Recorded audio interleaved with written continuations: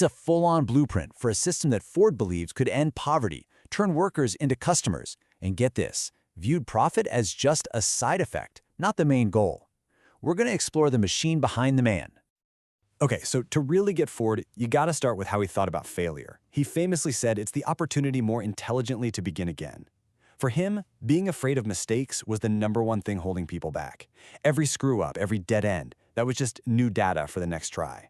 And this idea, this philosophy of constant, fearless iteration, that's the real engine that drives his entire system. All right, so Ford's whole system, and I mean the whole shebang, was built on this one single, pretty counterintuitive principle he just called service. And it was an idea that basically flipped the business logic of his time completely upside down. See, Ford's thinking was, if your business is only fixated on profit, you're going to end up cutting corners. It's just inevitable. So his solution, forget about profit. Focus only on service, which to him meant making the absolute best product you can at the lowest possible price. He was totally convinced that if you nailed that, profit wasn't just going to follow, it would be practically impossible to avoid. Profit was the reward, not the reason.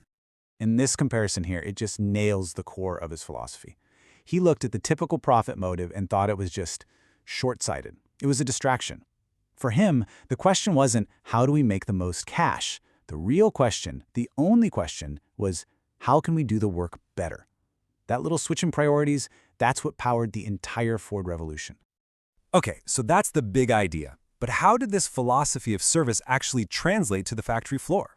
Well, it led to a complete reinvention of manufacturing as the world knew it. The goal was this relentless, almost obsessive war on waste. I mean, they analyzed every single motion. They simplified every task. They built incredibly specialized tools for every little job. And of course, the big one, they brought the work to the worker with the moving assembly line. All of a sudden, the real skill wasn't in the hands of the person on the line anymore. It was engineered directly into the process itself. And the result of all this simplification? Well, it was absolutely revolutionary.